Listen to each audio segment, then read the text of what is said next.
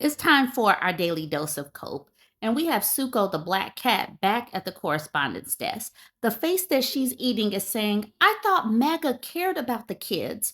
Why are you starving mine? This is the perfect place to start. This government shutdown is harming people, and the Republicans are in charge of all of the branches of government. So, MAGA Mike Johnson does have to answer for this. So, this is an article from Politico. It says GOP military mom presses Mike Johnson on troop pay. It says the speaker appeared on C-SPAN to take live caller questions. I'm begging you to pass this legislation, one said. Speaker Mike Johnson heard a plea from a military family to move legislation paying active duty forces amid the government shutdown in a remarkable televised exchange Thursday. Johnson is already under pressure from a growing number of fellow House Republicans to pass legislation to prevent a potential missed paycheck due October 15th. In addition to the 7-week continuing resolution the House passed last month that would pay the troops. But on C-SPAN, he heard directly from Samantha, a caller who identified herself as a Republican military mom from Fort Belvoir in Virginia, and urged him to call the House back and take action.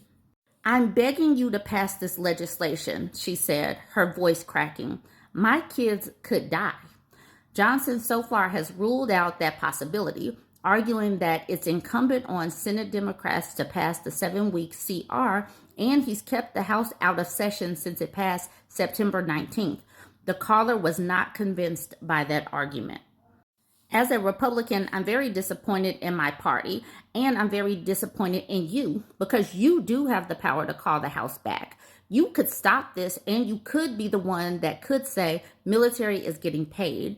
And I think it's awful, and the audacity of someone who makes 6 figures a year to do this to military families is insane. These people all want carve-outs specific for their household. They don't give a damn about the other people that aren't getting paid, but she's like, carve out something special for the military. We need to carve out something special for farmers. We need to carve out something special for, like, there's all kind of carve-outs when they could just have a functioning government that doesn't harm people based on whatever arbitrary subject matter they want to have.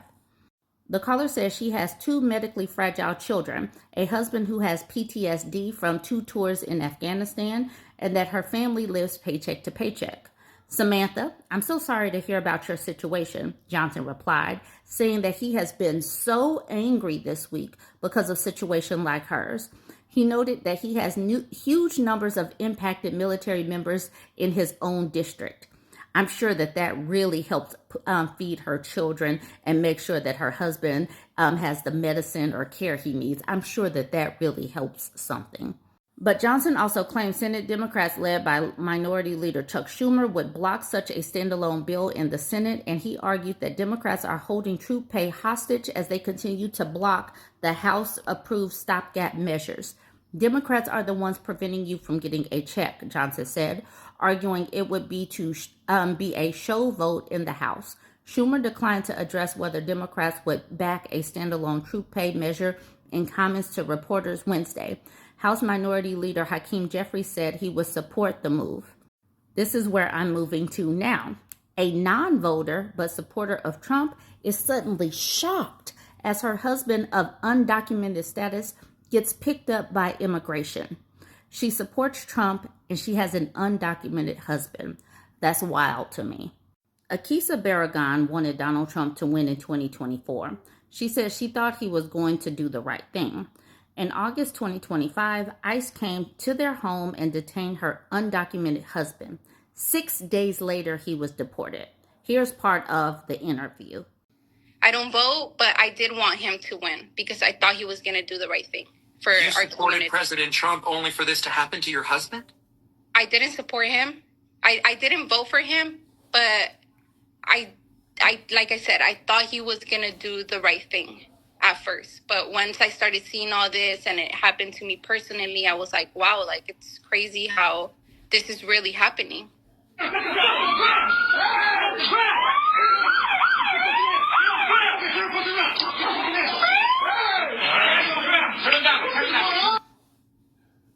So here's a comment that was underneath the post on the Leopards Ate My Face subreddit. So it says, she thought he was going to do the right thing. And to that, this person says, yep. And the signs like this that get people like her to go against their own interests. That's all it takes. If I was a Democrat, I'd start leaning into clear, simplistic rhetoric like the GOP does. This sign says, Trump, low prices. Kamala, high prices. Unlucky Kill says, the Democrats have been playing clean for far too long. Ungus Chungus says, and playing smart, the messaging worked better in the 90s when the average American could still read. And to that, Chaos Butterfly says this, Democrats keep talking to college-educated people. It's not clicking to them that, one, we get it, you're preaching to the choir at this point. Two, over 50% of American adults read at a 6th grade level or lower. They don't know what the F you're talking about. Use simple words and tell them how you're going to put money in their pockets. That's all you have to do. All this high-minded is cute, but it's not working. Say, Trump prices low, Kamala high prices. Like you got to keep it really, really simple. 3 words. So this one's about Republican Joni Ernst. Y'all remember, she's the one that said everyone's going to die. But also know that she is not running for re-election. She's out of there. She basically voted to screw these people over. She knew what all this legislation was going to do to her own constituents. And now she's cutting and running. So this quote from Joni Ernst. It's a combination of trying to get new trade deals in place and the tariffs that are out there. But then, of course, any support that we need from those federal government offices now is even further delayed. We are seeing a 3rd year in a row of declining farm revenue. Farmers are being screwed like 5 or 6 different ways. It's challenging out there, I know, but a trade war and tariffs and closing all of the government down does not help anybody. Now let's talk about this whole situation with the TPS and how a bunch of people are about to get deported because of the stripping of the TPS or the protected status of some people. The Venezuelans, the Cubans, the Haitians, they're about to start sending people back even though they had this protective status. All right, it says, Mayor called out over TPS comments as Zuela sees exodus. Hypocrisy at its finest, one user wrote in Spanish in response to the Doral mayor statement about the suspension of TPS. Following the U.S. Supreme Court decision allowing the Trump administration to revoke temporary protected status, or TPS, for Venezuelans, the mayor of Doral, which is home to one of the largest Venezuelan communities in the U.S., says she is deeply concerned about the ruling.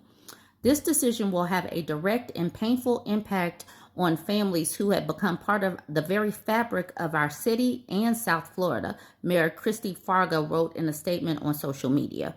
These are men and women who came to America fleeing an oppressive regime, who work hard, contribute to our economy, raise family, and give back to our community every single day.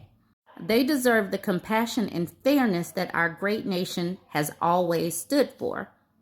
On Friday, the Supreme Court cleared the way for Homeland Security Secretary Kristi Noem to end TPS for Venezuelans, overturning a lower court ruling that had preserved the Biden-era program. The court has now paved the way for the Trump administration to lift deportation protections for up to 600,000 Venezuelan immigrants. TPS officially ends on November 8th. These people are going to have to go.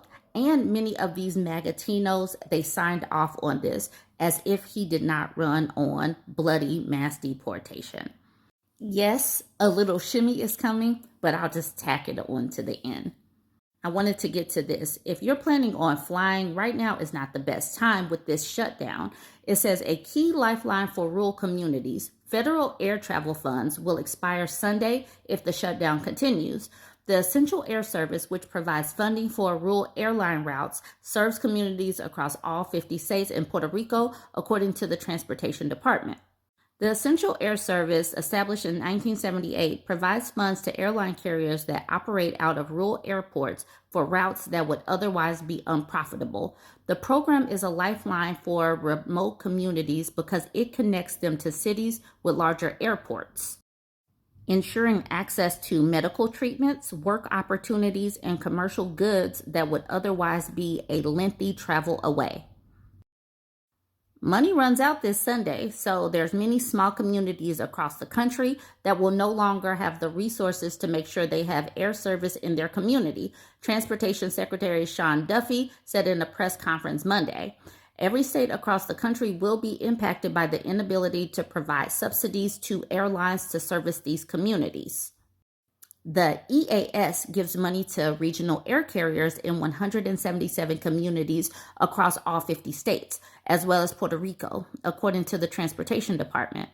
The Regional Airline Association, an advocacy group for the regional airlines that receive EAS funds, said that commercial air service at EAS airports had an economic impact of $2.3 billion and supported more than 17,000 U.S. jobs before the pandemic. This program is an essential economic lifeline for 169 airports who are often hit the hardest whenever there is a disruption in the national airspace system, the association said in a statement. We continue to urge Congress to come together and reopen the government for the good of the American public. The current government shutdown only adds stressors to an air transportation system that is already plagued with delays, disruptions, and cancellations. As the shutdown continues with no end in sight, the FAA is already confronting staffing shortages and slight increases in sick calls as air traffic controllers work without pay. NBC News reported Monday that no air traffic controllers were expected at Hollywood Burbank Airport in the Los Angeles area for hours, and that the main airports in New Jersey and Denver also experienced staffing issues. That's the thing. This whole government shutdown is impacting so many walks of life, so many different occupations, so many different people, yet I don't see them coming back together to take control or take over and reopen the government. Y'all go ahead and weigh in. Let me know your thoughts on this.